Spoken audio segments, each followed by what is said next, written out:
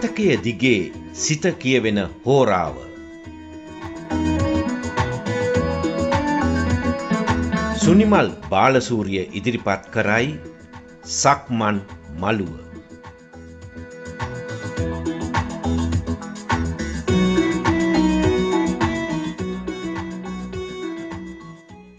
සුබ සන්ධ්‍යාවක් ආදරණීය මිතුරනි, අදත් ඉරිදාවේ සුපුරුදු හෝරාවේ ඔබ අපි හමු වෙනවා සක්මන් මළුවේ.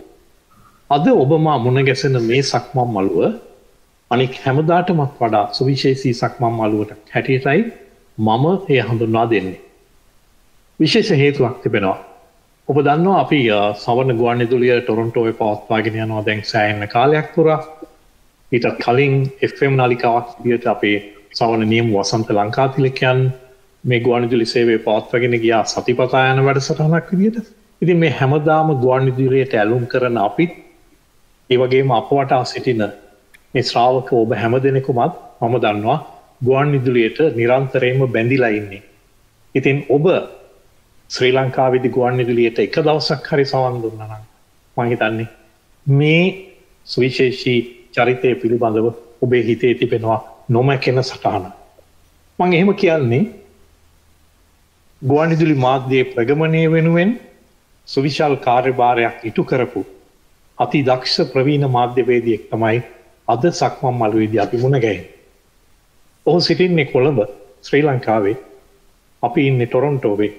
අද සක්මන් මළුව ඉදි වෙනවා ටොරොන්ටෝවත් කොළඹත් හරහා අන්තර්ජාලය ඔස්සේ. තවත් තමා නොකර අපි ඔහු පිළිගනිමු.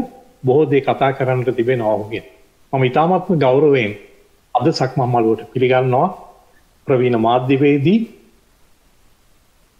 අශෝක තිලකරත්න මහත්මයා. අයිබෝන් ඔබතුමාට. අයිබෝන් සන්මාල්. මං හඳුන්වා දුන්නානේ අද සක්මන් මළුව කොළඹයි ටොරොන්ටෝවයි අතර ඉදි වෙන්නේ. ඔබ වගේ සුවිශේෂී චරිතයක් තමයි අද අපට සක්මන් මළුවේදී හමු වෙන්නේ කියලා. ඉතින් අපේ කතාබහ පටන් ගන්නට කලින් මම ආසයි දැනගන්නට මේ අත්දැකීම ඔබතුමාගේ පැත්තෙන් කතා කළොත්.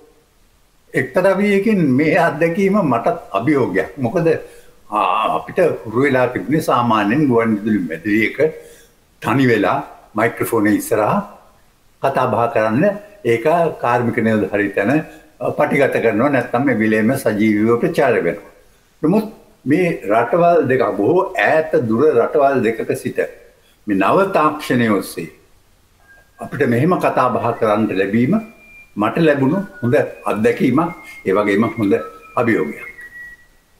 ඇත්තම කිව්වොත් ඔබතුමා වගේ දැවැන්තෙක් සමග මේ කරන පිළිසඳර මේ කතා බහ මං හිතන්නේ මටත් අභියෝගයක්. මොකද අපි වගේ ආධුනිකයින්ට ඔබ වගේ ප්‍රවීණයින්ගෙන් ඉගෙන ගන්නට දෙයක් තිබෙනවා හැමදාම. අපි ඉගෙන ගන්නවා. බොහෝ විට අපි ගුවන්විදුලියට සවන් දෙමින් නිහඬව ඔබ වගේ සුවිශේෂී චරිතවලින් බොහෝ දේ ඉගෙන ගන්නවා නිහඬව.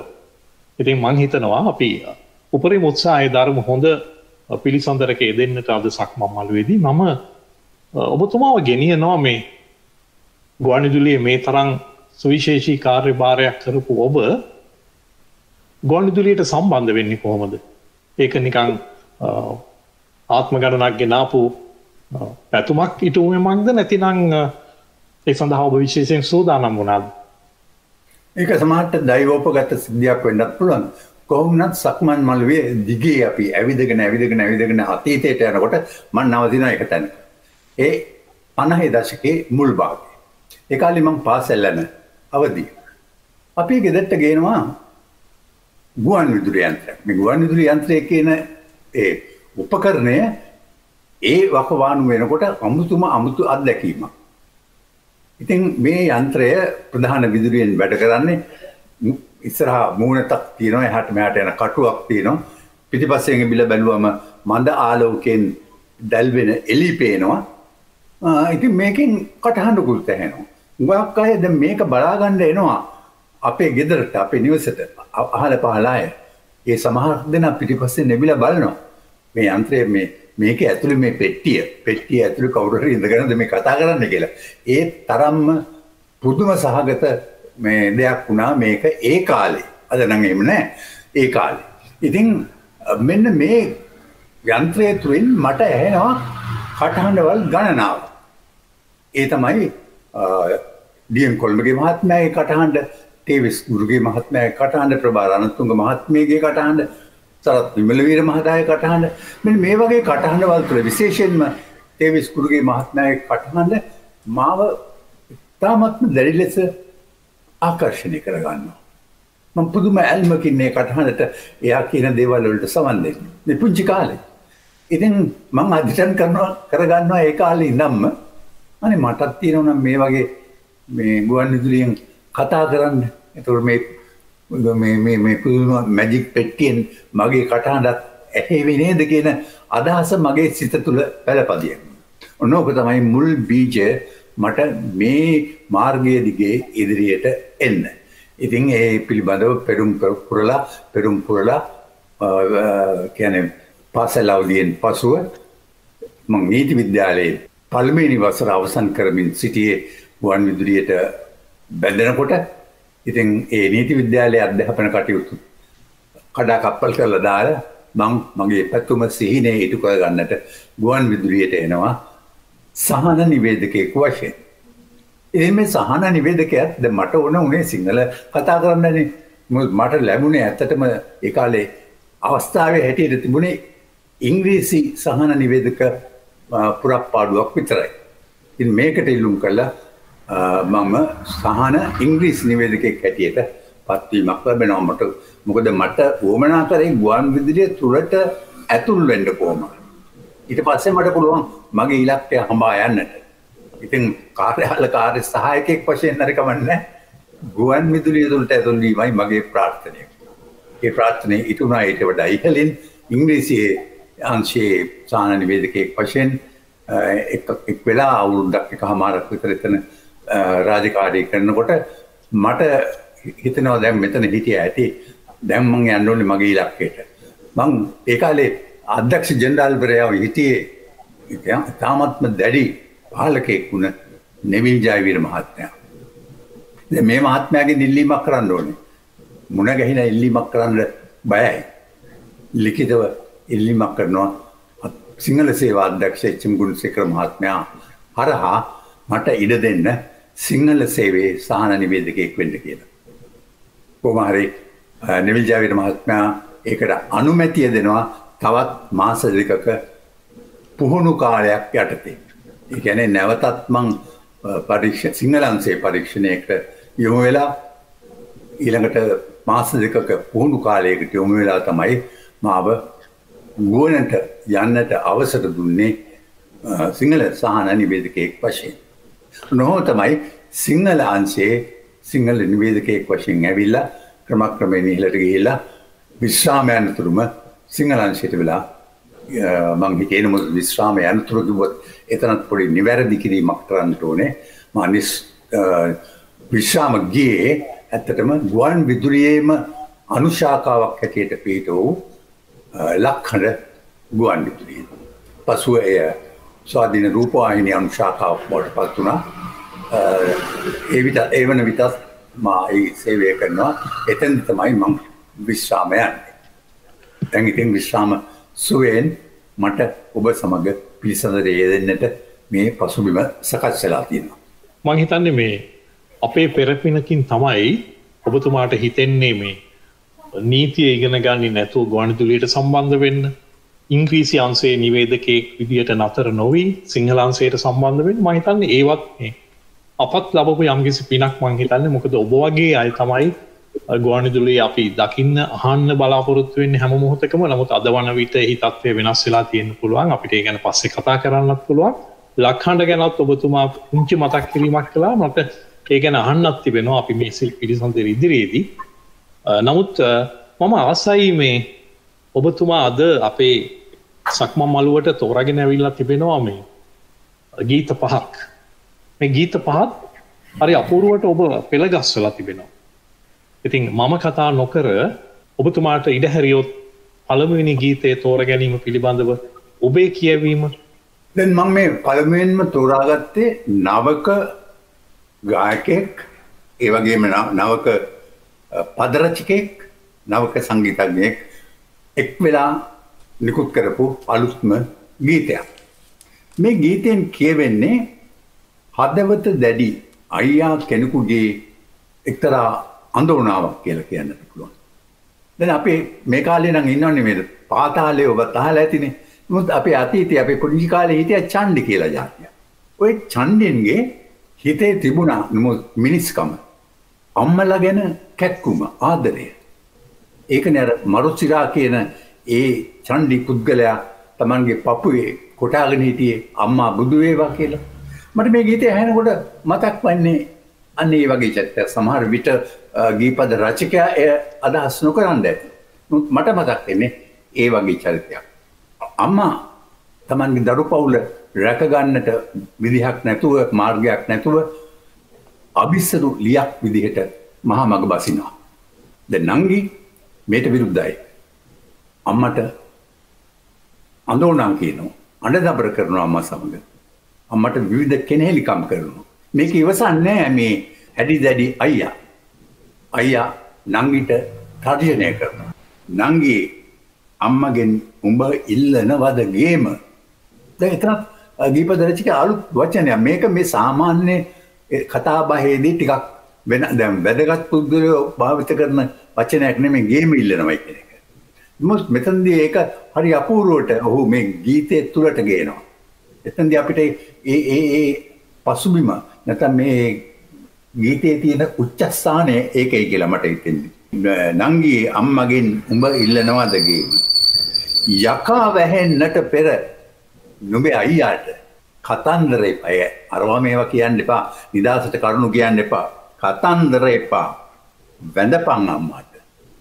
අම්මට වැඳලා සමාව ගනි කියලා තර්ජනය කරනවා නංගිට. හරිම සංවේදී. හරිම සංවේදී. ඉතින් මේ ගීතය මම තෝරගත්තේ. මම මේ වැඩසටහනේ නවක ගායකයන් දෙන්නෙක්ගේ ගීත තෝරගෙන තියෙනවා. ඉතින් මේ අදහස් කරේ මේ සුනිමල් සමහරු අපිට චෝදනා කරනවා. මට පෞද්ගලිකව චෝදනා කරලා තිනා මං අතීතකාමී කියලා. ඒ කියන්නේ පරණ දේවල් විතරක් අගය කරන. ඔය පරණ ගීත අගය කරන, පරණ ගායක ගායිකාවන් අගය කරන, පරණ සංගීතය අගය කරන අය කියලා. ඉතින් අපි එහෙම නැහැ කියන්නට උදාහරණයක් වශයෙන් තමයි මම මේ නවක පරපුරේ දක්ෂ ගායකයින් දෙදෙනෙකුගේ ඒ වගේම ගීපද රචකයින් දෙදෙනෙකුගේ ගීත දෙකක් මුලට සහ අගට තෝරගත්තේ. අගට තෝරගත්ත ගීතය මොකක්ද කියලා මම දැන් කියන්නේ ඔබට ඒ අවස්ථාවේදී දැනගන්නට පුළුවන් වෙයි. එහෙමනම් රස විඳින්න මේ ගීතය.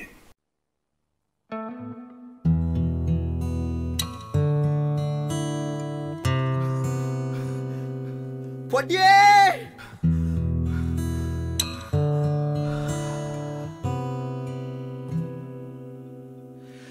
පොඩ්ඩියේ අම්මාමයි තාම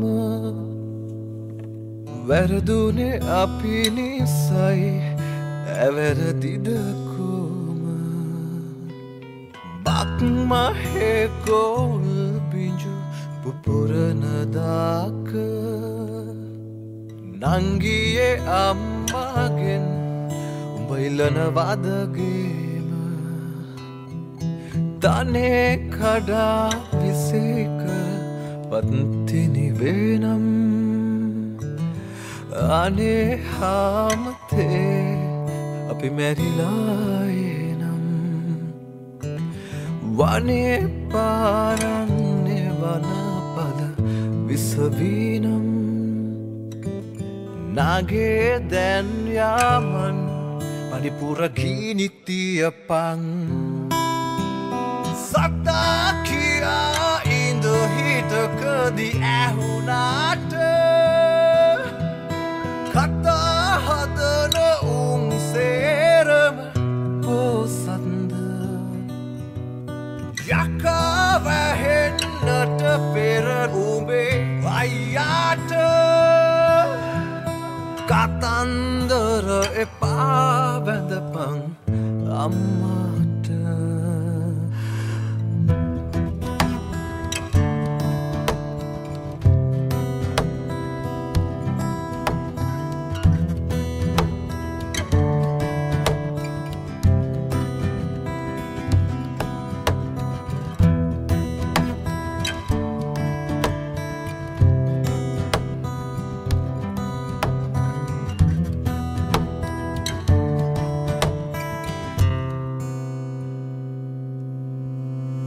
තංකඳ නැතිදාට රංකඳ වී පෙනිලා ලොකු හාමුදුරුවෝ අනකර බන පදවෙව්වා මුච්චලින්දගේ ඇහෙනයි කඳුලක් නැටුවා අපේ අම්මා බන කතාවක් බුදුගෙයිලිව්වා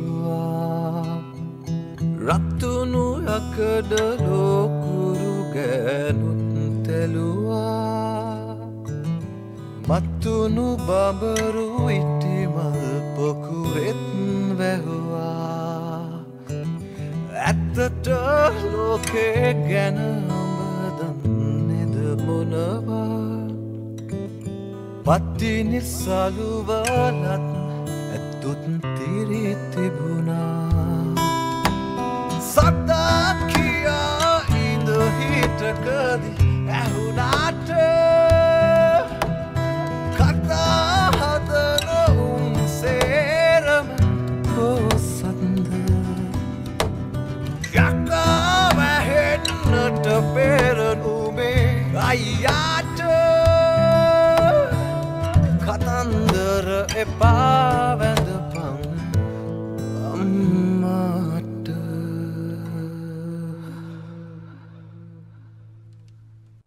සක්මන් මළුවට අද අපේ ගෞරවනීය ආරාධනයෙන් සපමින සිටින ප්‍රවීණ ගුවන්විදුලි මාධ්‍යවේදියා අශෝක තිලකරත්න මහත්මයා තමයි ඔබ වෙනුවෙන් ඒ ගීතය තෝරාගෙන තිබුණේ සක්මන් මළුවට.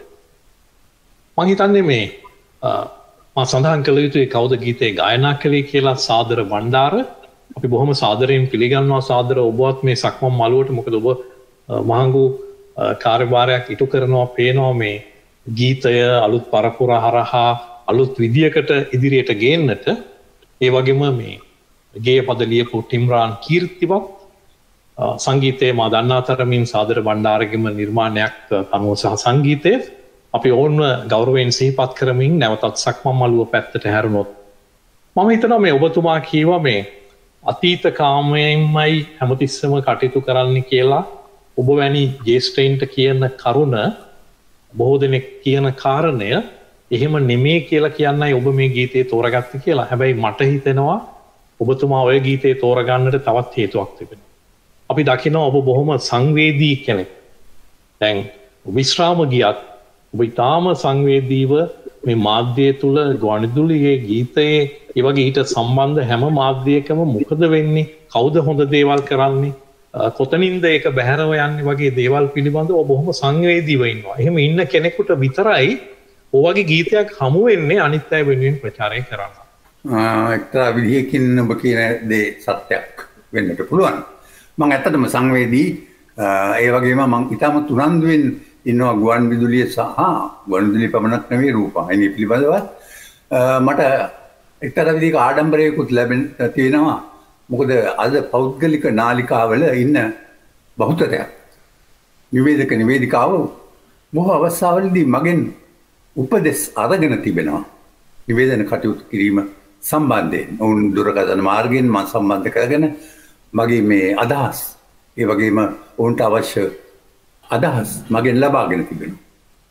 ප්‍රතිවන්ත වෙනවා. අනේ එවැනි උනන්දුවක් ඔවුන්ට තිබීම පිළිබඳව මේ නිවේදන කටයුතු කියන මේ සත්කාරය හරියට හොඳට අකුරට ඉටු කරන්නට සෑදී පැහැදී සිටීම ගැන. ඔබතුමා ඔහොම කියනකොට මට යමක් තව අහන්න හිතෙනවා. දැන් මට දැනෙනවා මම හිතන්නේ අපේ අසන්නන් හැම දෙනෙකුමවත් ඒ හොඳින්ම අවබෝධ කරගෙන තිබෙන්නේ ඔබ බොහොම අර පරිස්සමින් තමයි වචන භාවිතා කරන්නේ. බොහොම රසබර අරුත්බර වචන බොහොම මිහිරියට ඔබ ගේනවා අප ඉදිරියට. නාස්ති කරන්නේ නැහැ එක වචනයක්වත් වැඩිපුර. නමුත් අද අපේ ලංකාවේ දැන් ගුවන්විදුලිය කිව්වහම ඔබ සේවය කළ ශ්‍රී ලංකා ගුවන්විදුලිය පමණක් නෙවෙයි පෞද්ගලික නාලිකා මම හිතන්නේ රට පුරා විසිරීලා තිබෙනවා. අද ආපහු හැරිලා බලනකොට නැතිනම් දැන් ඔබ හැරිලා බැලුවොත් අපේ රටේ ගුවන්විදුලි නාලිකාවන් දිහා ඔබ තෘප්තිමත්ද මේ සිදුවෙමින් යන විපර්යාසයන් පිළිබඳව? ඉස්මල් වචන කියන එක ඇත්තටම ජලය වගේ අපි හුඟක් අර පිරිමැස්මෙන් භාවිත කළ යුතුයි, පාවිච්චි කළ යුතුයි. අනිත් ප්‍රශ්නේ සෑහීමකට පත් වෙනවද කියන එක නම් කිසිසේත්ම සෑහීමකට පත් වෙන්න බෑ. මේ පෞද්ගලික නාලිකාවල විශේෂයෙන්ම භාෂා රටාව ඒ වගේම අසන්නන්ට දෙන රසවින්දනය. දැන් ඔය අපි උදාහරණයක් ගත්තොත් ඔය අපි මුලින් අහපු ගීතය, ඒ වගේ ගීත අපේ මේ පෞද්ගලික නාලිකාවල ප්‍රචාරය වෙනවා ඉතාමත්ම අඩුයි. මේ ගීතයත් මම මුලින් මැහුවේ පෞද්ගලික නාලිකාවකදී තමයි. ඒ එක්තරා ගුවන්විදුලි නාලිකාවකදී මෙය ප්‍රචාරය වෙනවා. නමුත් ගායකයා කවුද, සංගීතඥයා කවුද, පද රචකයා කවුද කියලා කියන්නේ නැහැ. පස්සේ මම පෞද්ගලිකව උනන්දු වෙලා ඒ නාලිකාවට කතා කළා. හොඳ වෙලාවට එහි සිටියා මා දන්න හඳුනන නිවේදකයෙක්. ඔහු ලවා මේ ගීතය මම ගෙන්වා ගත්තා. ගෙන්වාගෙන තමයි මම ඊට පස්සේ YouTube වලින් මේ ගීතය හරියට රස වින්දේ. ඉතින් අන්න එවැනි උනන්දුවක් තියෙන අය අසන්නන් අතර හැමතිස්සෙම ඉන්නවයි කියලා අපි හිතන්න හොඳ නැහැ. ඒ නිසා මම පෞද්ගලික නාලිකාවලින් ඉල්ලා සිටින්නේ අනේ ගීතයක එක අයිතිකාරයෙක්වත් ඉන්නවා. අඩු ගානේ ගායකයාගේ නමවත් කියන්න ගීතය අවසානයේ හෝ මුලින්. ඊළඟට පද රචකයාගේ නම, ඊළඟට සංගීතඥයාගේ නම. මේවා අවශ්‍යයි. අපි ගුවන්විදුලියේ ඉන්නකොට අපි මේවා කිව්වා. අපිට නොකිව්වොත් ඒකත් අපිට යම්කිසි දඬුවමක් දෙන්න එක හේතුවක් වුණා. අනිත් එක තමයි දැන් තියෙන තවත් ප්‍රවණතාවයක් තමයි ගීතය ප්‍රචාරය වන අතරතුරදී මැදදී එක්ක නිවේදක කට දානවා. එහෙම නැත්නම් මේ එම සේවාවේ, එම නාලිකාවේ යම්කිසි ප්‍රවර්ධන පාඨයක් ඇතුළත් කරනවා. අපි ඉන්න කාලේ ගීතයක් ෆේඩ් කරනවා කියන්නේ ගීතයක් අඩු කරලා ඒට උඩින් අපි යමක් කියනවායි කියන්නේ අඩු ගානේ රුපියල් 10ක් 20ක් ඒ කාලේ හැටියට දඩයකට හිමිකම් කියන්නේ වෙනවා. ඉතින් මෙන්න මේ වගේ කරුණු අද අපිට දකින්නට නැහැ. විනයක් නැහැ අද ඇත්තටම මේ පෞද්ගලික ගුවන්විදුලි නාලිකා තුළ. අද ඔවුන්ගේ වැඩි අවධානය යොමු වෙලා තියෙන්නේ අසන්නා කෙරෙහි නෙවෙයි. රූපවාහිනී නාලිකාවල අවධානය යොමු වෙලා තියෙන්නේ ප්‍රේක්ෂකයා කෙරෙහි නෙවෙයි, වෙළඳ ප්‍රජාව කෙරෙහි. වෙළඳ ප්‍රජාව සතුටු කළොත් තමයි උන්ට මුදල් ලැබෙන්නේ. ඔන්න ඔය පරමාර්ථය උඩ ඉඳගෙන තමයි අද මේ මාධ්‍ය මෙහෙවන්නේ. ඇත්තටම මේක බිස්නස් එකක් වෙලාද. ඔබතුමා ඔහොම කියද්දි මේ ඔබතුමාව සතුටට පත් කරන්න. ඒ වගේම අපේ පැත්තෙන් ගත්ත අපිට බොහොම ආඩම්බරයෙන් කියන්න කරුණු දෙකක් තිබෙනවා. එකක් තමයි අපි ටොරන්ටෝවේ පවත්වාගෙන යන මේ සවන ගුවන්විදුලිය වසන්ත ලංකාතිලකයන්ගේ ප්‍රධානත්වයෙන් කිසිම ලාභ අපේක්ෂාවකින් තොරව, අනුග්‍රාහකයන්ගෙන් තොරව, කිසිදු වෙළඳ දැන්වීමකින් තොරව ස්වේච්ඡා පදනමකින් පවත්වාගෙන යනවා. ඒ නිසා ස්වාධීනත්වය ආරක්ෂා වෙනවා. ඒ වගේම අර ඔබ කියවන්නේ ගීතයක මැද සමහර විට වචන කතා කරනවා, නැත්නම් ගීතෙන් කොටසක් ප්‍රචාරය වෙනවා වගේ දේවල්. නමුත් මම හිතන්නේ මේ වසන්ත බොහොම පරිස්සම් වෙනවා. සමහර විට ආරාධිතයා ඉල්ලා හිටියත් ගීත ඛණ්ඩයක් ප්‍රචාරය කරන්නේ නැහැ, මුළු ගීතේම හැර. ඉතින් මං කිව්වේ මේ මම හිතන්නේ සුනිමල් ඒ අර වසන්තත් ගුවන්විදුලියෙන් ලැබපු ආభాෂය. ඔව් මම හිතන්නේ ඒකම තමයි මේ නිතරම එයම හේතුවක් වෙනවා මේ ඒ ප්‍රමිතින් ආරක්ෂා කරන්න. ඉතින් ඒක මම හිතන්නේ අපි වගේ අයටත් බොහොම හොඳ මඟ පෙන්වීමක් වෙලා තිබෙනවා ඒ වගේ කටයුතු සිදු වෙන එක. දැන් මම ඔබතුමාගේ දෙවන ගීතේ දිහාට හැරෙන්නට කැමතියි. පණ්ඩිත් විශාරද අමරදේවයන්ගේ ගීතයක් තමයි ඔබතුමා තෝරගෙන තිබෙන්නේ. ඉතිරි ටික කියන්න මම ඔබතුමාටම බාර කරනවා. ඔබ මේ සඳහන් කරන්නේ පිලේ පැදුර හේනට අරගෙන යනවා කියන ගීතය. මේක ලියලා තියෙන්නේ මහගම සේකර අමරදේවයන්ගේම සංගීතය. දැන් පිලේ පැදුර තමයි මේ පැල රකින්න පැලට අරගෙන යන්නේ. ඔහුට ඊට හේතුවක් තියෙනවා. ඒ පිලේ පැදුරත් සමග ඔහු පිලේ සුවඳ නැත්නම් ඒ පුංචි පැල්පතේ සුවඳ ඔහු රැගෙන යනවා අර පැලට ගිහිල්ලා එහි දිගා වෙලා ඔහු මෙනෙහි කරනවා තමන්ගේ අතීතය. අතීතයේ බොහොම දුක්බරයි. තමන් පුංචි කාලේ දුව පැන ඇවිද්ද සෙල්ලම් කරපු, ඊළඟට යාළු වෙවි තරහ වෙච්ච, ඊටත් පසුව ආදරයෙන් බැඳුණු පුංචි නෑනා අද පිටගම් ගිහිල්ලා අද අහිමි වෙලා මොකට රටා වියපු අත් දෙක මට සිහි වෙනවා මේ නෑනා ගමේ ඉන්නකොට හරි දක්ෂයි මේ රටා වියන්නේ ඒ අත් දෙක මට සිහි වෙනවා හිතේ දුකට එතකොට කවි කියවෙන මේ හිතේ දුකට තමයි මේ පැලේ ඉඳන් තනි මේ ගොවියා පැල් රකිමින් මේ දුක් අඳෝනම් කියන්නේ ඔහු ඇත්තටම පැල් කවි නෙවෙයි කියන්නේ දුක් කවි මේක හරි ලස්සනට සේකරයන් ලියලා තියෙනවා මම හිතන්නේ මේ මහගම සේකරයන් සහ පණ්ඩිත අමරදේවයන් අතර ඒ සුසංයෝගය ඒ සහ සම්බන්ධය මම හිතන්නේ ගුවන්විදුලි ඉතිහාසයේ බොහොම හොඳ අර්ථවත් වැඩසටහන් රාශියකට මුල පිරුවයි කියලා අපි අහලා තියෙනවා. දැන් ඔබතුමාගෙන් අහුවොත් කොහොමද ඒ අතීතය කියලා මම දකිනවා දැන් මේ අමරදේවයන් සේකරයන් එක් පැත්තකින් අනිත් පැත්තෙන් අමරදේවයන් මඩවල එස් රත්නායකයන් මේ ත්‍රිත්වය තමයි එකට එක්කහුව වෙලා බොහෝ දේ ගුවන්විදුලිය තුල කළේ. දැන් උදාහරණයක් වශයෙන් එක වැඩසටහනක් අපි ගත්තොත් මදුවන්ති වැඩසටහන.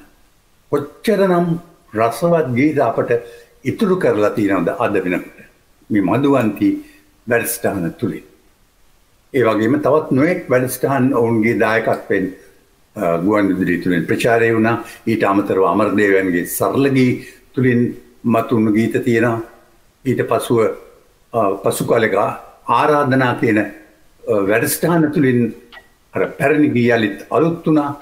මෙන්න මේ ආකාරයට මේ ත්‍රිත්වයේ බැඳීමෙන් නිර්මාණය වුණු දායක වුණු ගීත ගොන්නක් අද අපිට ඉතිරි වෙලා තියෙනවා. නමුත් ප්‍රශ්නේ ඒක නෙවෙයි. මේ ගීත ගොන්න අද අපි අහන්නේ කොහින්ද? කිසිම පෞද්ගලික නාලිකාවක ගීතයක් දෙකක් ඉඳහිට ප්‍රචාරය වුණාට මේවා ප්‍රචාරය වෙන්නේ නැහැ. කනගාටුක කරුණ ජාතික ගුවන්විදුලියේ මේ ගීත ඉතාමත් කලාතුරකින් තමයි අපිට ඇහෙන්නේ.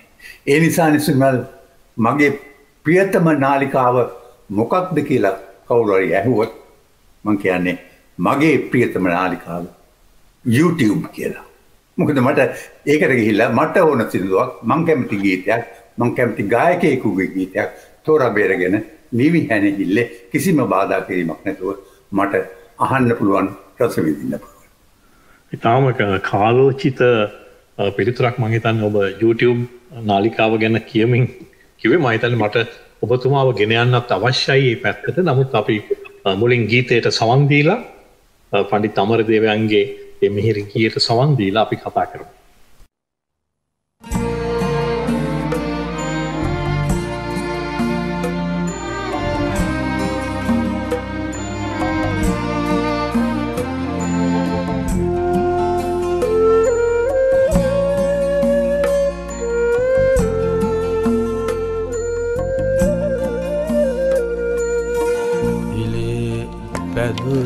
පැදුරහේනට අරගෙන එනවා එලා පැදුර මැස්සේ එහි සැතපෙනවා රටාවියපු අත් එක මට සිහිවෙනවා හිතේ දුකට එතකොට කවි කියවෙනවා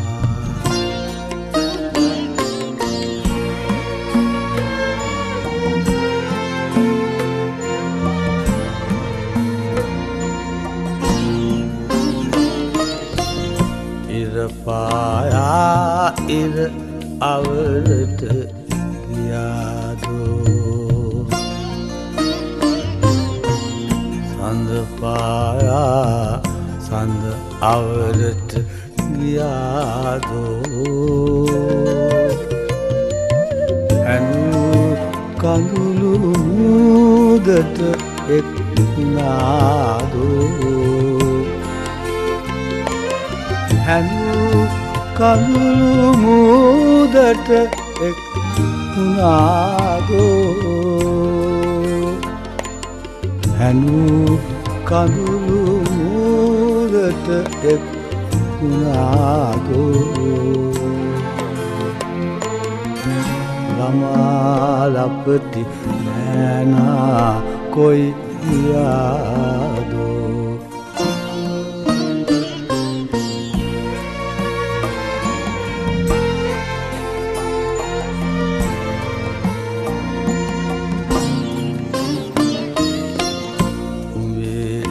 කරට මල් මාලා ගොතන්නට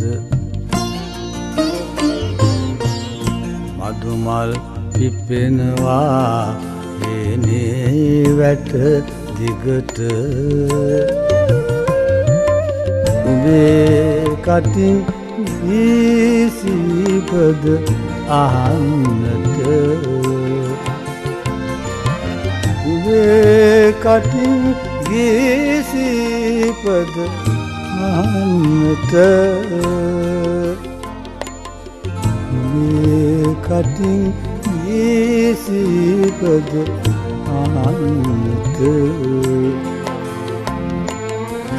තවමත් ගිරව් එනවා පෙර උරුදට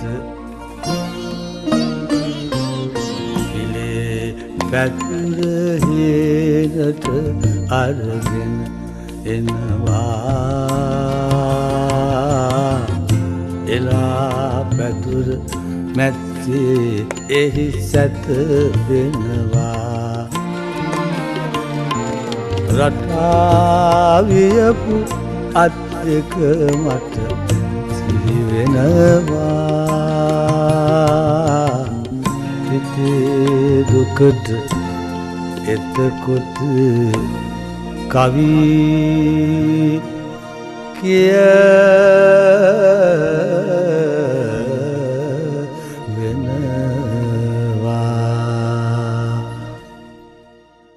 ආදරණීය මිතුරු මිතුරියනි ඔබ අප මේ සම්බන්ධව සිටින්නේ ටොරොන්ටෝවේ සිට අන්තර්ජාලය ඔස්සේ විසිරුවා හැරෙන සවන ගුවන්විදුලියේ සක්මන් මළුව සමගින් අද සක්මන් මළුව අපි හැම දෙනෙකුටම සුවිශේෂී සක්මන් මළුවක් වෙනවට කිසිම සැකයක් නැහැ.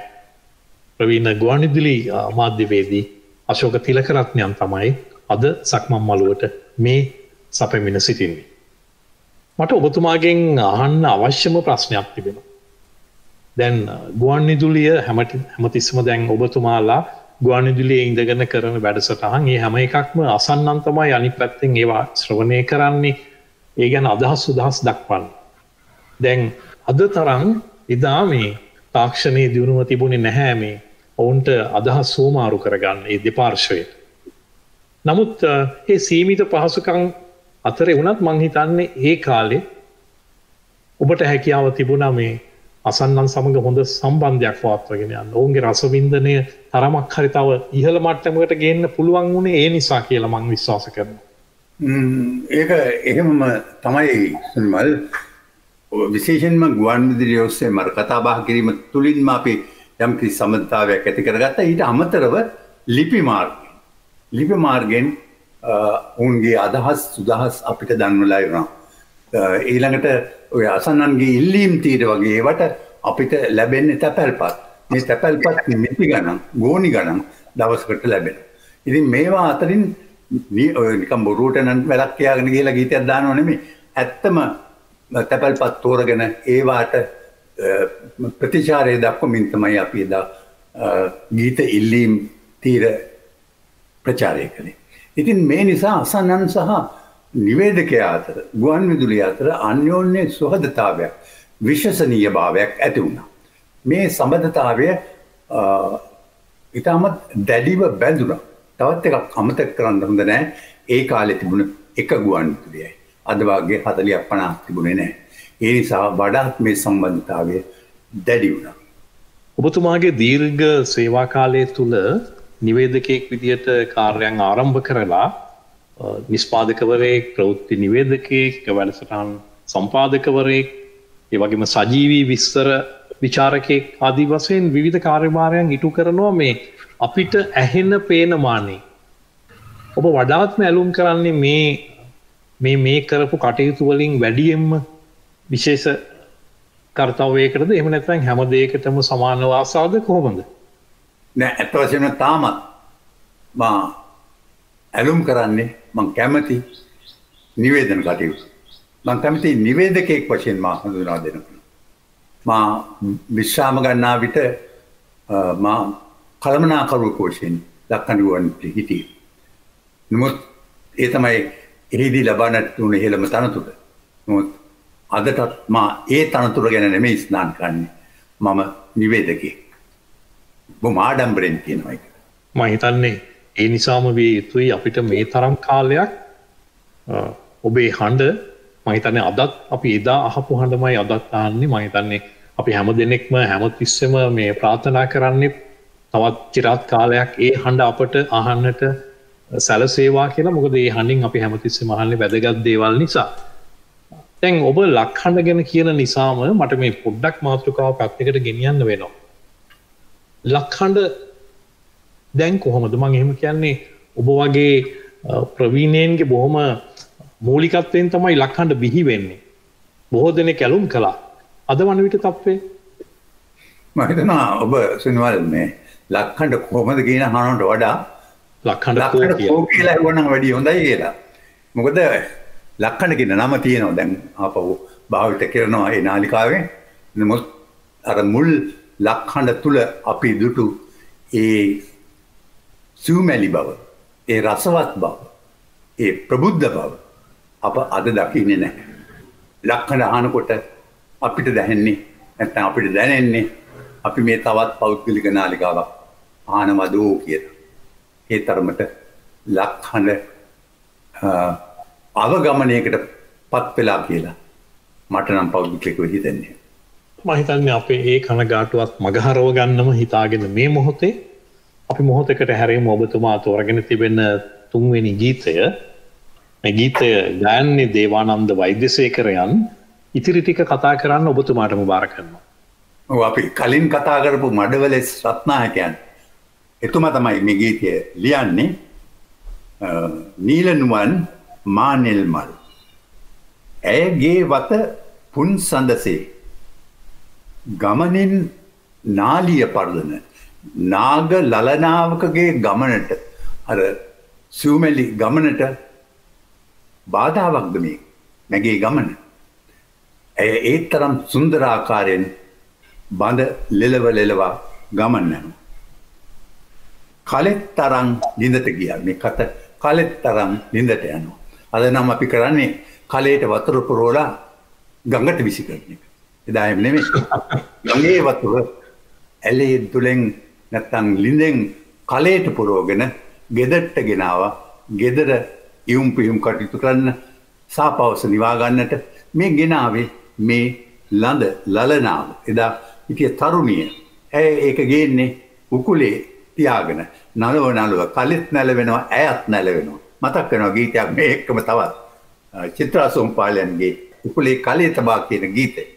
මෙන්න මෙවන් සුන්දර චිත්ත රූප මවන ගීතයක් හැටියට මට මේ ගීතය හඳුන්වන්නට පුළුවන්. මේ එක්කම කිව යුතු තවත් දෙයක් තියෙනවා. දේවානන්ද වෛද්‍යසේකරයන් උච්චස්ථානයට පත්වන ඒ යුගයේ තවත් ගායකයෝ දෙදෙනෙක් හිටියා ඒ වගේම ජනප්‍රිය. W.F. විමලසිරි සහ පියසිරි විජේරත්න කියන ගායකයින් දෙදෙනා. ඔවුන්ගේ ගීත නම් දැන් ඇහෙන්නෙම නැති තරම්.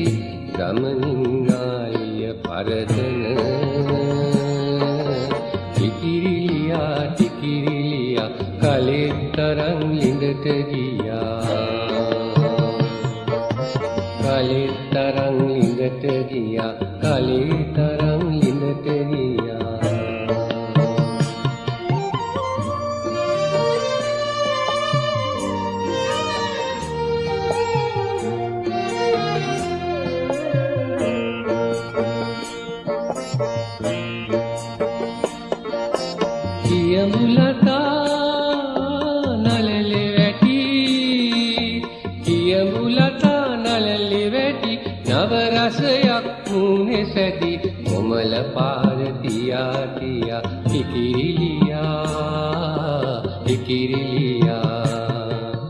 කලෙත් අරන් ලිඳට ගියා කලෙත් අරන් ලිඳට ගියා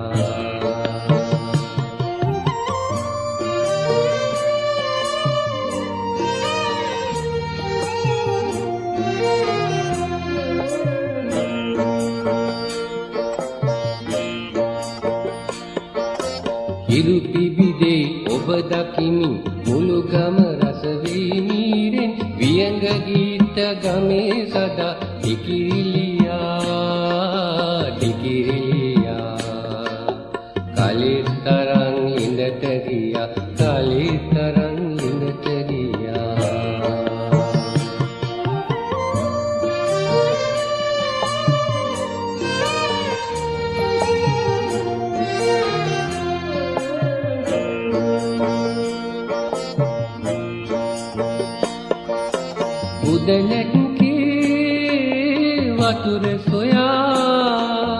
උදනෙක්ගේ වතුර සොයා ටිකිරිලියා කලිත් අරන් ලිඳට ගියා ලිඳ වට කර කබර ගොයා අබුල කාපි දිය බරියා නීලනුවන් මානෙල් මල් ඇගේ වට පුන් සඳරේ ගමනින් නාලිය පරදන ටිකිරිලියා කලිත් තරං ලිඳට ගියා කලිත් අරන් ලිඳට ගියා කලිත් තරං ලිඳට ගියා කලිත් තරං ලිඳට ගියා කලිත් තරං ලිඳට ගියා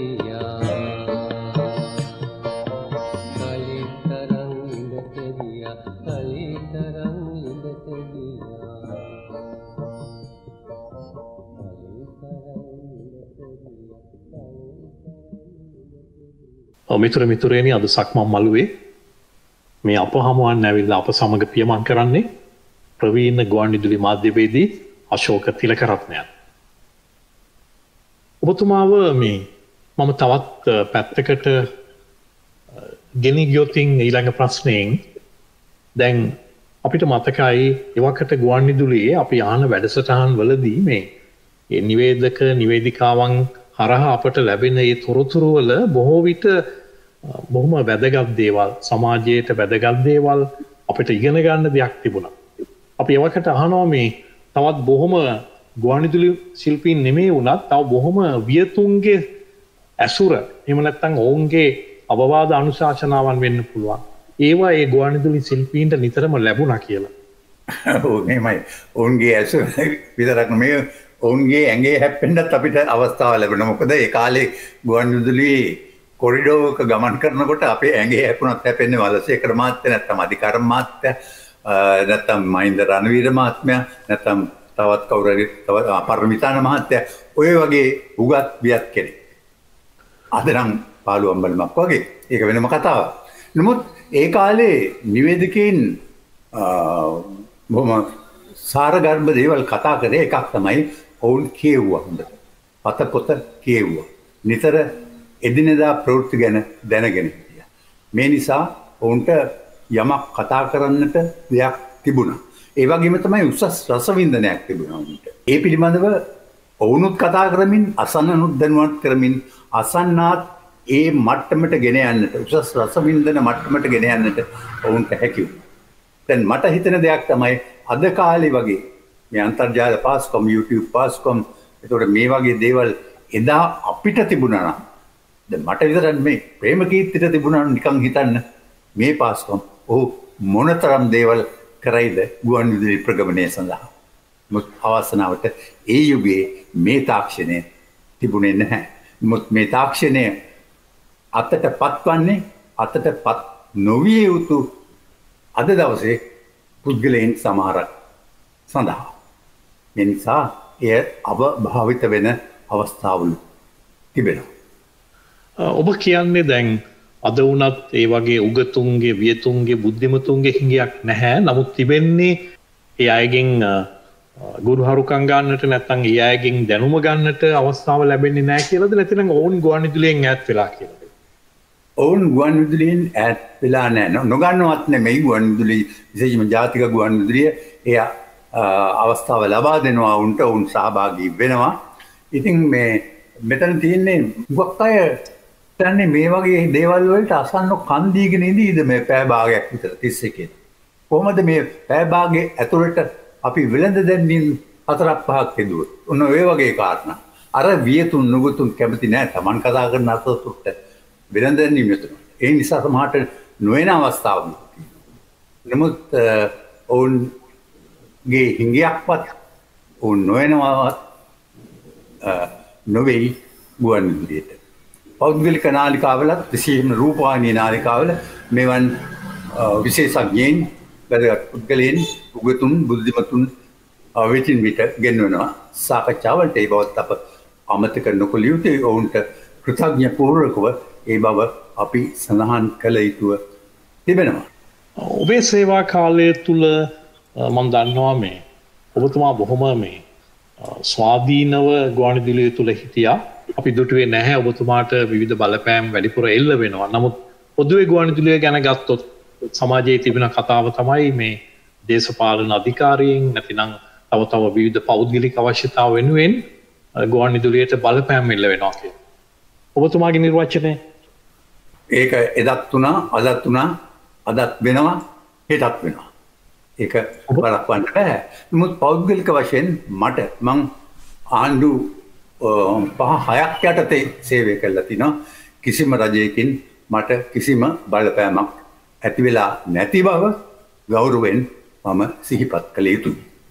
ගුවන්විදුලියේ මුල් පුටුවක හිටපු රිජ්වේ තිලකරත්න මහත්මයා ඔබේම සහෝදරය.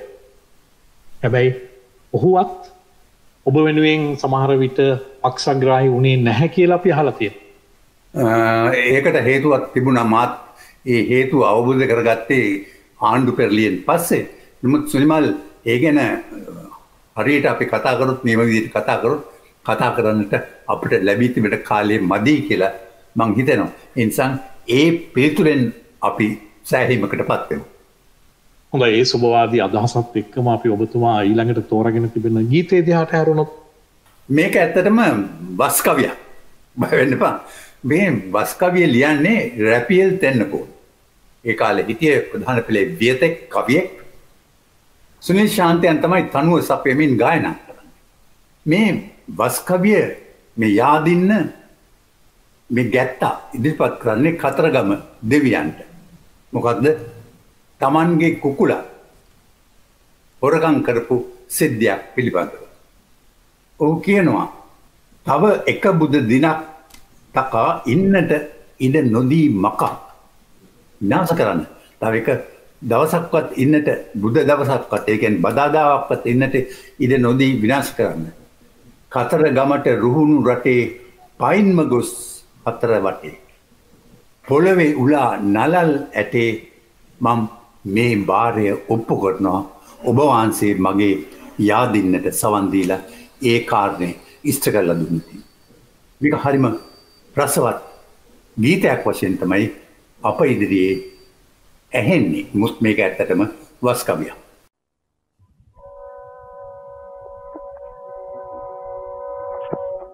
සුසනොද බිඳ පඳ තෙද කඳ කඳ දේව රජ ගාමිනී සුසනොද බිඳ පඳ තෙද කඳ කඳ දේව රජ ගාමිනී මගේ කුකුලා නැතෝ එකා මගේ කුකුලා නැතෝ තදයෙන් ඔබගේ පාලු යකා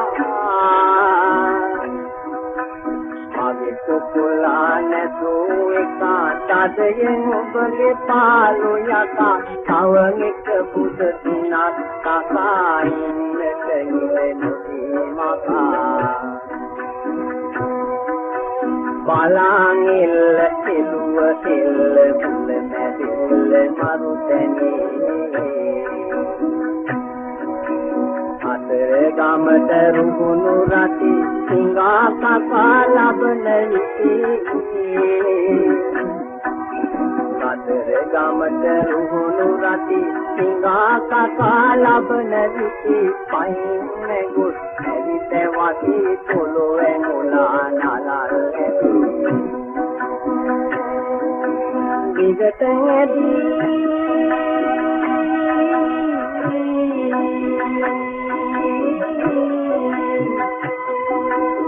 විගතැඟි නැගතැහැදි මහ හඬති සිහියනේ විගතැඟි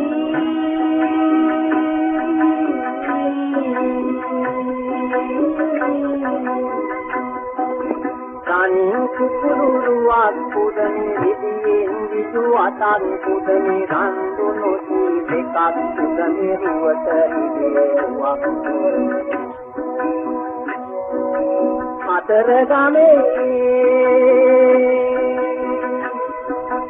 අතර ගමේ බල මසිනේ දුක්ද ඒ හැමතැනේ අතර ගමේ යමින් නමකුරු ඔබගේ පොළඳුන් විට කිරිතුලඟි සංග දෙන්නට වඩමි ආදී කතින් කඳේ මාදී සුදනොත බිඳ පඳ තෙත කඳ කඳ තෙරගත සාමිනේ සුදනොත බිඳ පඳ තෙත කඳ කඳ තෙරගත සාමිනේ මට කල මිරිපත ගනි බලා ගන්න දෙවියනේ මට කල මිරිපත ගනි බලා ගන්න දෙවියනේ වැජඹෙන නාමින්මනි බලන්න නාසාමිනේ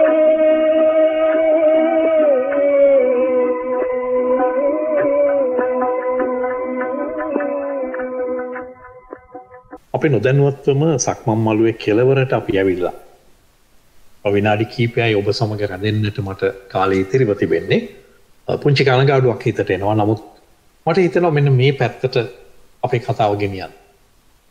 ඒ කාලේ අපිට තිබුණු ගුවන්විදුලියේ විතරයි පසු කාලීනව රූපවාහිනිය එනවා.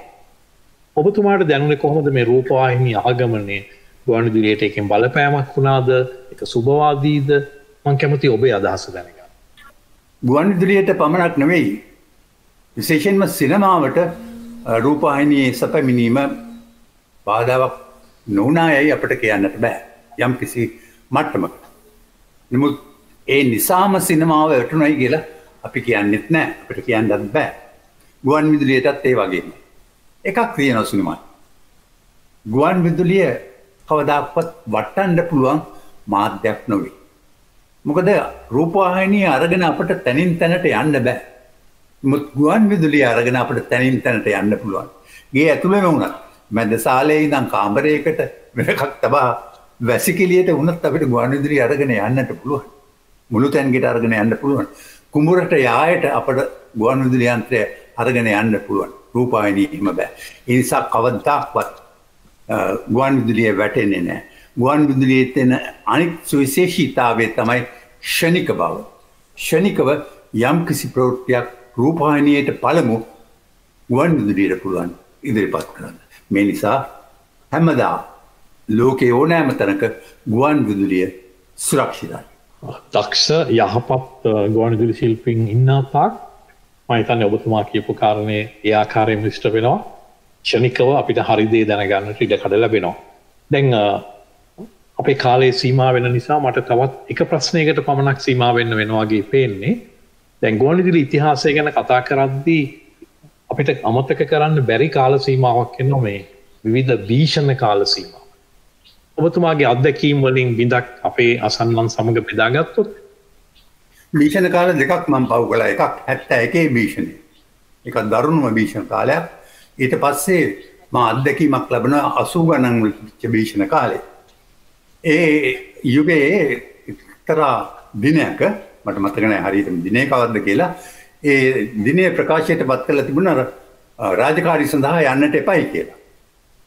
ඊට කලින් දවසේ හැන්දෑවේ මගේ මිතුරන් දෙදෙනෙක් ගෙදරටම ඇවිල්ලා ලංකාවෙන් දන්නව දෙදෙනාම ඇවිල්ලා කියනවා අශෝක ඔයා හෙට වැඩට යන්න එපා ප්‍රොෆෙසර් මදි නිසා ගෙදරට වෙලා ඉන්න. මට මදිකමක් මේක. මට මගේ යුතුයකම් ඉෂ්ට කරන්න මගේ වගකීමක් ඒක. මගේ වගකීම පැහැර අරින්න මට බෑ. මම පහුවෙන්ද උදේ පාන්දර වෙනදත් නම් පාන්දර වාහනේ එනවා ගුවන් විදුලියෙන් එක්ක යන්න. වෙනදා නැහැ. මම පාන්දරම පාට බැස්ස පයින් හරියනවා. පයින් යන ගමන් කිරිලබන හරියේදී වාහනයක් නවත්තනවා. නවත්තලා අහනවා මහත්තයෙක් කොහටද යන්නේ කියලා. මම තරමක බිය නොවුණයි කියන්න බෑ කවුද දන්නේ නැනේ. මං කියන මං ටොරින්ටන් එකට යන්නේ කියලා. අනගින්න මාත් ඒ පැත්තේ යන්නේ මං බස්සන්නම් කියලා. සැලීමකින් වුණත් මම වාහනේට නැග්ග පස්සේ ආගිය තොරතුරු කතා කරමින් ගිහිල්ලා අනේ මේ මහත්තයා මාව ගුවන්විදුලි ඉස්සරහාම බස්සනවා. මට පුළුවන් වෙනවා එදා රාජකාරියට යන්න. යනකොට එකම එක පුද්ගලයයි ප්‍රවෘත්ති කාමරයේ හිටියේ. එදා මට නියමිතව තිබුණේ උදෑසන ප්‍රවෘත්ති ප්‍රකාශය. කරන්න දෙයක් නැහැ. මායි ඔහු එක්ක වෙලා කලින්දා රාත්‍රියේ ප්‍රවෘත්ති ප්‍රකාශය අරගෙන එහෙම මෙන් සංස්කරණය කළා වැඩිපුර විදේශ ප්‍රවෘත්ති ඇතිව ප්‍රවෘත්ති ප්‍රකාශය සකස් කළා. මම ගිහිල්ලා කිව්වා. ප්‍රවෘත්ති ප්‍රකාශ අවසානයේ කාර්මික නිලධාරී මහත්මයා කියනවා අන්න ඔබට සභාපතිතුමා එන්න කියනවා කාමරේට කියලා. මම යනවා. යාම මට හුඟක් ප්‍රශංසා කරලා ස්තුති කරලා නිවිච්ච ප්ලේන් ටිකකුත් දීලා මට යන්න කියනවා. ඒක තමයි ටැග්. ඒක තමයි ටැග්. ඔය භීෂණ කාලේ අපට හිටපු මේ ප්‍රවීණ මාධ්‍යවේදීන් කීප දෙනෙක්ම අපට අහිමි වෙනවා. ප්‍රේමකීර්ති දල්විස්, ඒ වගේම තේවිස් ගුරුගේ මහත්මයා මේ අයව අහිමි වෙනවා. ඉතින් මම හිතන්නේ ඒ වගේ කාලයක කොහොමද මේ මානසික සමබරතාවය පවත්වාගෙන මේ නිවේදනය තුලින් අසන්නන්ට සමීප වෙනවා. මම කවදාවත් කිසිම දෙයක්වත් වැඩි බරක් ඔලුවට ගත්ත පුද්ගලයෙක් නෙවෙයි. මට ඒක මගේ දුර්වලකමක් වෙන්නත් පුළුවන්. ඒ නිසා වෙන්න ඇති මම ඔච්චර දුරට හිතන්න ගියේ නැහැ. වෙච්ච දෙයක් වෙච්චාවි කියලා මම මගේ රාජකාරී කළා. රාජකාරී විතරක් නෙමෙයි අනෙක් කටයුතු කරා. ඉතින් ඒක එක්තරා විදියකට හොඳ දෙයක් කියලා දැන් මට හිතෙනවා. සක්මමලුවේ කෙලවර පෙනෙනවාන ඉන්න නිසා මේ ඔබතුමාගෙන් මට තරමක් ඔබට හිතෙන්න පිළිවන් සමහර විට මේක පෞද්ගලිකද කියලා නමුත් නොඅහ බෑ. දැන් ඔබේ මාධ්‍ය ශාස්ත්‍රයේදී විශේෂයෙන් අපි හිතනවා මේ බොහොම නිවහල් නිදහස් සුපැහැදිලි මනසකින් තමයි ආමන්ත්‍රණය කරන්නේ අසන්නන්ට කියලා. ඉතින් එහෙම මනස පවත්ව ගන්න ගෙදර දොරේ සමහර වෙයි පවුලේ අයගෙන් මොන විදිහේ සහයෝගයක්ද ලැබෙන්නේ? පවුලේ අයගෙන් කිව්වොත් මායි මගේ බිරිඳයි චම්පා අපි දෙන්න තමයි මේ ගෙදරේ දැන්ට ජීවත් වෙලා ඉන්නේ. අපිට දරුවන් නැහැ. ඉතින් නැත්තෙන්ම නිවසෙන් ලැබෙන ඒ නිදහස ඒ දිරිගැන්වීම මගේ මාධ්‍ය ක්ෂේත්‍රයේ වාක් දුරට යන්නට මට හේතුණයි කියලා මම අවසන් වශයෙන් ඔබට සඳහන් කරන්න කැමතියි. ඇත් ගුවන් විදුලියටමද සම්බන්ධ? නෑ ඇත්තටම එයා රාජකාරී කළේ මුලින්ම සමාගම් විශ්‍රා කාර්යාලයේ ඊට පස්සේ මුදල් අමාත්‍යාංශයේ සේවය කරමින් සිටියේදී තමයි විශ්‍රාම ගත්තේ. දැන් මාමෙන්ම විශ්‍රාමික සුවයෙන් පසු වෙනවා. හරි ආසයි මේ බොහොම අපූර්ව කතාවක් ඔබ බොහොම කෙටියෙන් කිව්වේ. ඔබ වගේ ජේෂ්ඨයෙක් සමග ප්‍රවීණයෙක් සමග තවත් කතා කරන්නට තිබුණා නම් කියලා මට හිතුණු වාර අනන්තයි මේ වැඩසටහන පවත්වන අතර වාරයේම. නමුත් කාලේ ඊට දෙන්නේ නැහැ. අපි සක්මමල්ුවේ කෙළවරටම පැමිණිලා ඉන්නේ. ඉතින් මම මේ ඔබතුමා අවසානයේට තෝරාගෙන තිබෙන ගීතය ඒ ගීතය ගැන ඔබේ විවරණයට සවන් දීලා ගීතේ ප්‍රචාරය කරන්නයි සූදානම් වෙන්නේ.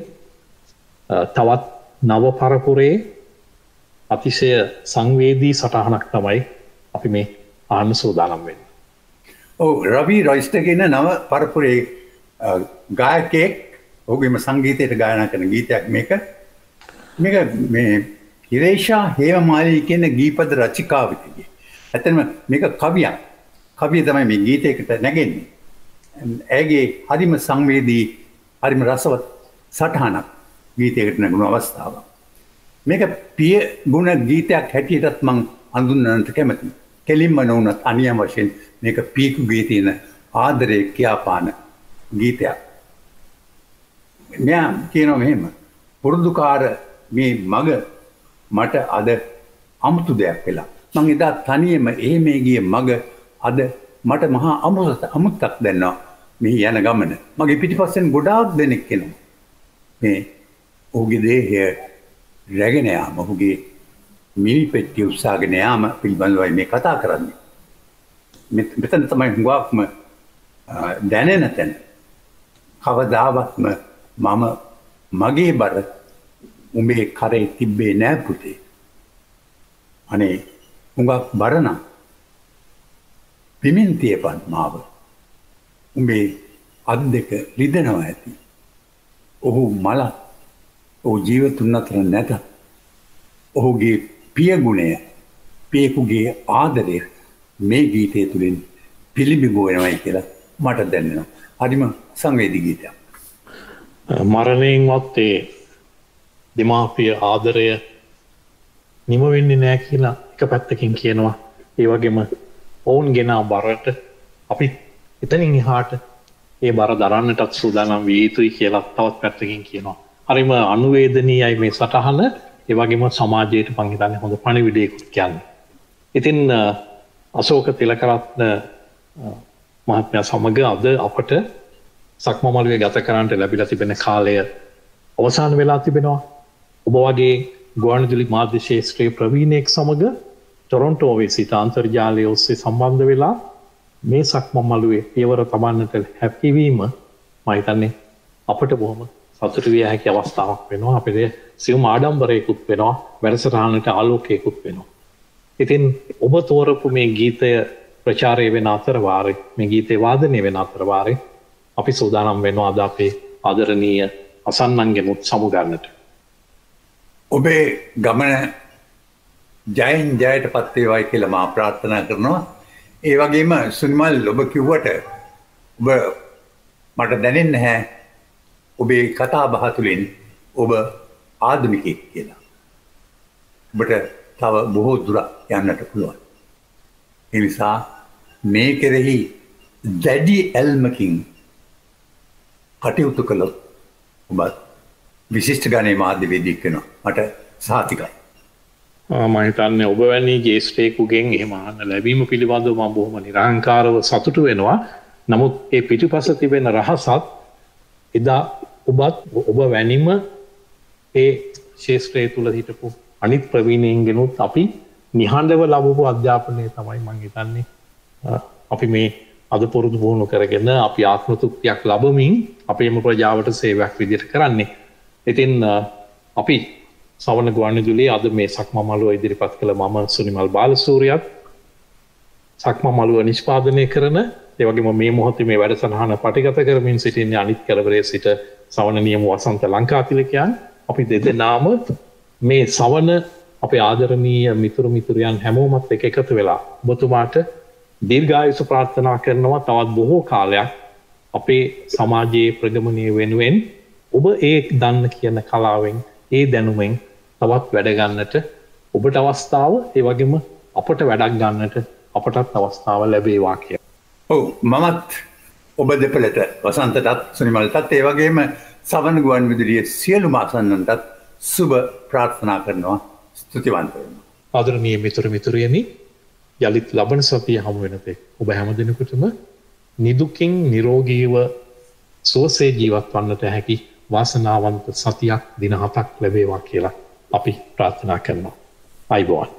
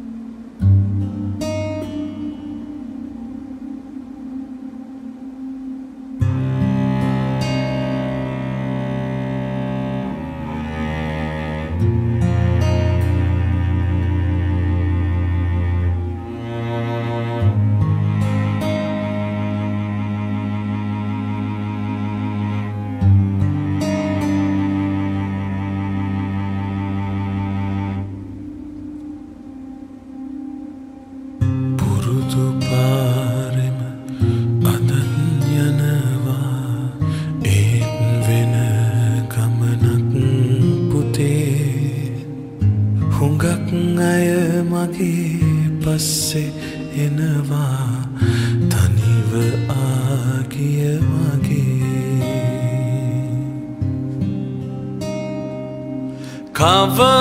කවමදාවත් මගේ බර උඹේ කරේ තිබ්බේ නෑ පුතේ හුඟක් බරනං බිමින් තියපන් රිදෙනවා ඇතියත් නොබේ හුඟක් බරනං බිමින් තියපන් රිදෙනවා ඇතියත් නොබේ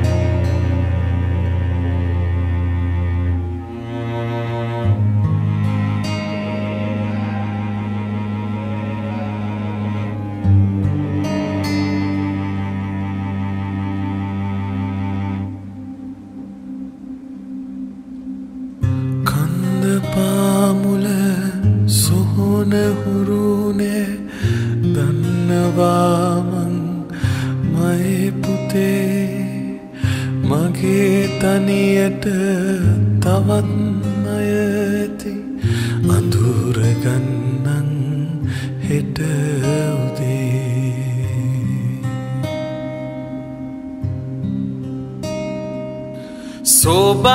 සෝබාදහමට අවනතයිමං ඉතින් යන්නං ගොම්මනේ යන ගමන් මේ බේතුන්ඩුව අරන් පලයන් අම්මගේ යන ගමන් මේ බේතුන්ඩුව අරන් පලයන්